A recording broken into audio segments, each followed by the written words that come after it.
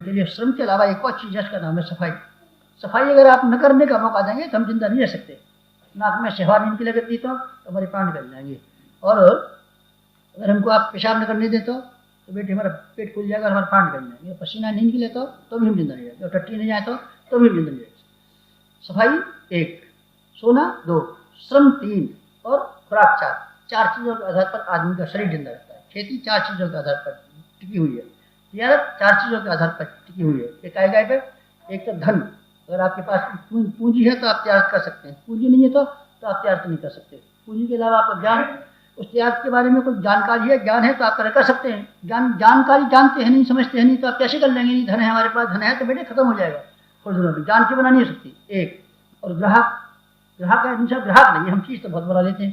चीज़ बनाएगा बेटा, ग्राहक नहीं बनेगा तेरा व्यापार नहीं चलेगा, ठप हो जाएगा। और पदार्थ क्या, इसकी डिमांड है बाजार में, वो चीज़ बना, जरूरत है उसकी, वो चीज़ की बना रहा है तो क्या से क्या तेरी चलेगी नहीं।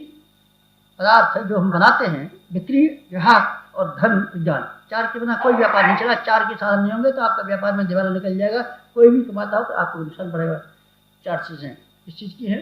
आध्यात्मिकता की उन्नति के लिए जो हमको करना पड़ता है, तो विचार नहीं करता हूँ, अब मैं करने की बात आ गया। करने की बात आ गया, जो करना पड़ता है वो हमको 4 काम करने पड़ते हैं। 4 कामों से हमारी उपासना पूर्ण हो जाती है। 4 की संख्या मुझे बहुत अच्छी मालूम पड़ी।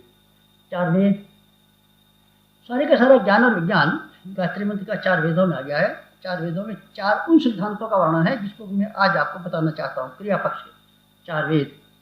और क्या है, हिंदू धर्म जो है वर्णाश्रम धर्म कहलाता है। वर्णाश्रम धर्म के 4 हिस्से हैं, वर्ण 4 और आश्रम 4, दोनों को मिला देने से हिंदू धर्म वर्णाश्रम बन जाता है। देखिए दिशाएं 4 हैं। हमारा अंतःकरण, हमारा जो जीवन है, चेतना है, ये 4 हिस्सों में बटी हुई है। अंतःकरण चतुष्टय कहते हैं, एक मन, बुद्धि, चित्त और अहंकार। इन चारों को अंतःकरण चतुष्टय के 4 खंडों से हमारी चेतना बनी हुई है। हमारे पुरुषार्थ के जो हम याद दिलाया करते हैं आपको, धर्म अर्थ काम मोक्ष, ये 4 हमारे पुरुषार्थ है। 4 खंडों में 4 कोने के कमरा बनता है, 4 दीवार का 4 कमरे का कोना बनता है। 4 हमारे पैर हाथ हैं, जानवरों के 4 पैर ही होते हैं, हमारे 2 हाथ 2 पैर हैं, बात वही पड़ जाती है। 4 चीज़ें चतुष्पदा गायत्री क्या है साहब, फिर बताइए।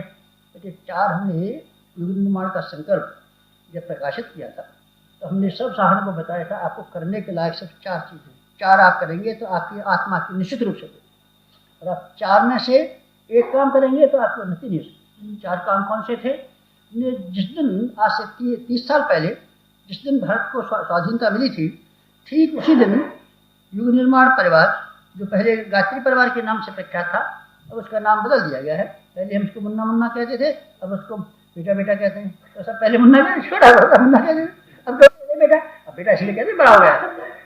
पहले इसका नाम गायत्री परिवार था, अब युग निर्माण परिवार हो गया। बात एक ही, हमें एक ही है, बिल्कुल कोई फर्क नहीं पड़ा। दो संस्था नहीं, 2 नहीं, एक ही संस्था, एक ही संस्था है। एक ही हमने गठन किया था 30 तारीख उसको, तो हमने ये घोषित किया था कि उपासना में क्या करना पड़ता है। और उपासना के लिए, आत्मिक प्रगति के लिए करना क्या पड़ेगा, विचारना कल बता चुका, करना क्या पड़ेगा।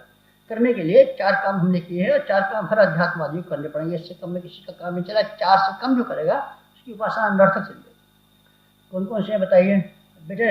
युग निर्माण संकल्प में छपा है साधना, स्वाध्याय, संयम और सेवा। 4 चीज़ें ऐसी हैं, 4 चीज़ें ऐसी है कि इसमें से एक को भी आप त्याग नहीं सकते, एक को भी नहीं त्याग सकते। और एक अकेली को इसमें से कोई लेना चाहे तो आप बढ़नी चाहिए। हम भजन करेंगे उद्धार हो जाएगा, बिल्कुल नहीं होगा। भजन से आपका उद्धार, भजन से उद्धार आपका नहीं हो सकता। भजन के बारे में एक दिन मेरी निष्ठा इस कदर डगमगा गई थी कि मैं नास्तिक हो गया होता। तब आप नास्तिक होने के थे बेटी, जब मेरे गुरु ने 1 साल के लिए पिछली बार हिमालय बुलाया था, तब मुझे उन्होंने 4 दिन अपने पास रखा, और उसके बाद में 1 साल के लिए गंगोत्री मुझे भेज दिया, जहाँ भागीरथ ने तप किया था, वहाँ भेज दिया मुझे भेज दिया। भागीरथ शराब पर बैठ करके मैं अपना अनुष्ठान करता था, और रात्रि को एक स्वामी जी थे, स्वामी कृष्णाश्रम, अब तो देहांत हो गया था, मालवीय जी के हिंदू विश्वविद्यालय की सलाह रखने के लिए वही रातों रात आए थे, और रातों रात पत्थर रख करके रातों रात चले गए थे कि नंगे रहते थे वो। और उनके बारे में ये कहा जाता था, जब बर्फ़ जमती थी तब वो जम जाते, और जब बर्फ़ पिघलती थी तब वो उठ के खड़े हो जाते थे। उनके बारे में कहा जाता है। उनकी उम्र भी थी, जब हिंदू विश्वविद्यालय की शिलान्यास हुआ 80 वर्ष के करीब होने को आए, तभी भी वो जवान थे।